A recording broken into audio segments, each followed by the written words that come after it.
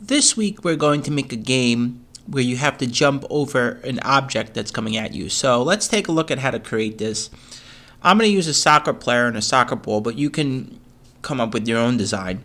So I'll delete the cat here. I'll add in, I'll look for a soccer field. Let's see, field. I have a playing field. And then I'll add in we got a soccer player here, Ben. And then I'll add in a soccer ball.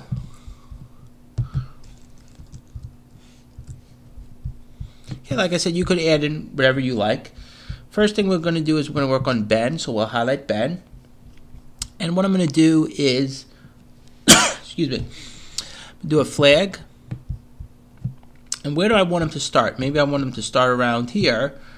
Negative 166, negative 87. So I go motion, go to. Okay, notice they put those numbers in for us. And if you want to change those numbers, to a different spot, you could just change those numbers in here. Maybe you make it like negative 157. You could just look at the numbers over here if you want. Maybe I want them a little lower, maybe a little higher, right? I could change the numbers to what I like. So let's try this. Let's see where it goes. Okay, so I have him start up here. Now I want him to jump up and down. So I'm going to use this space bar, but you could use whatever you like.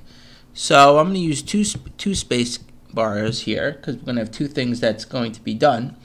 So we're going to go to control and we'll have repeat loop. And we'll try repeat. And you could try different things here. You don't have to do it exactly like I'm doing it. You could try different numbers, but I'll show you how I'm doing it. And then what we're going to do is we're going to have him turn.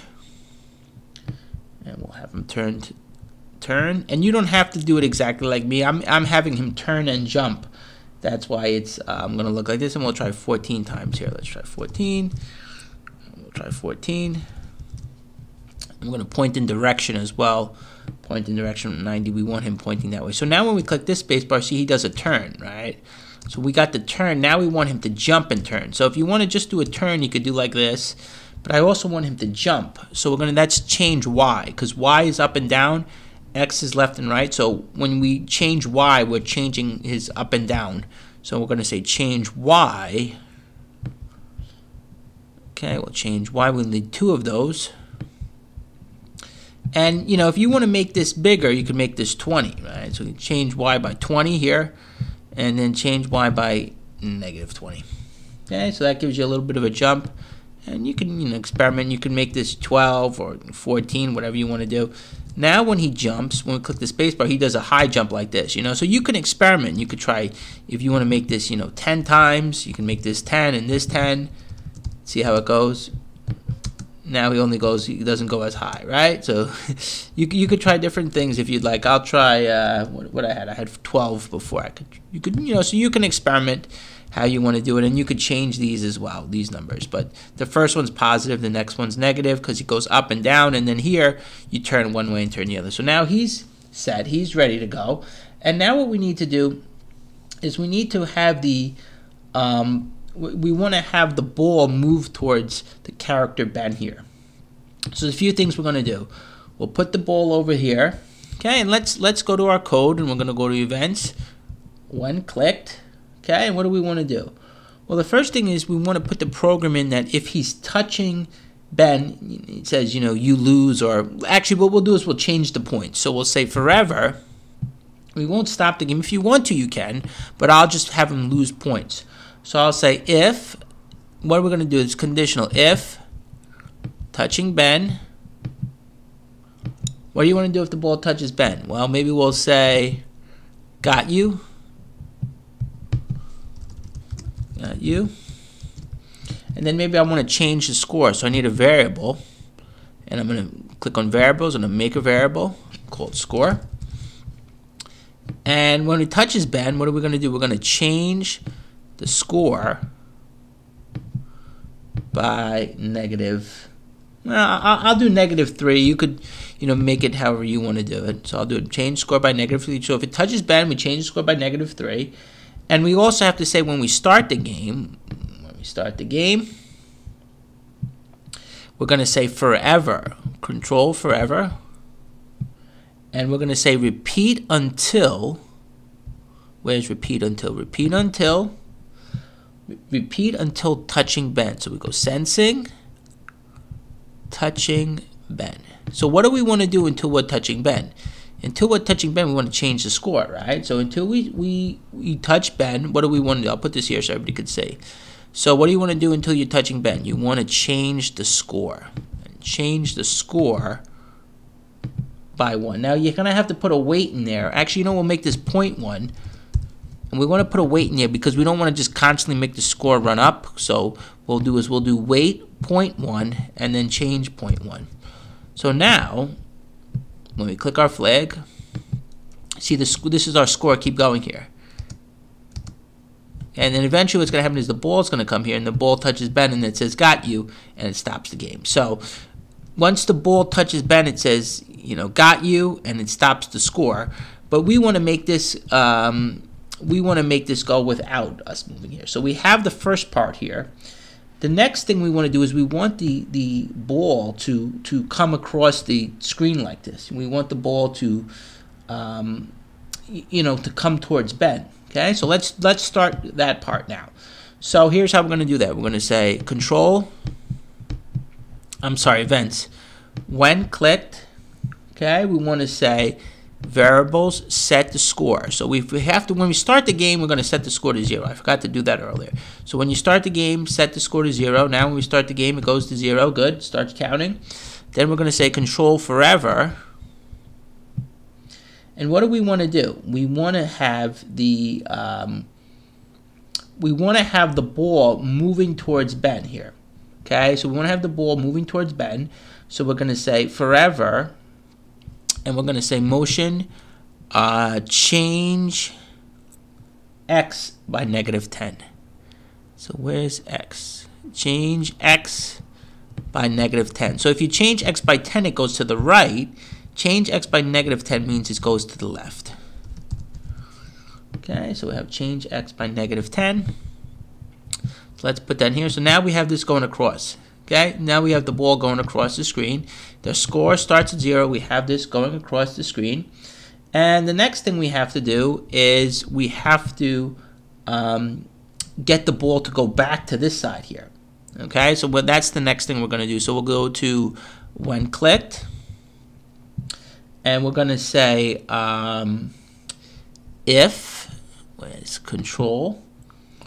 We need forever first. We're going to say if then. If then. We're going to say if touching, we go to sensing, if touching the, what? If touching the edge.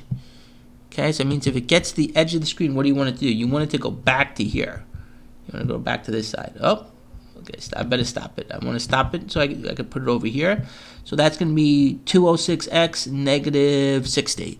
So if it's touching the edge, you want it to go to 206 -60.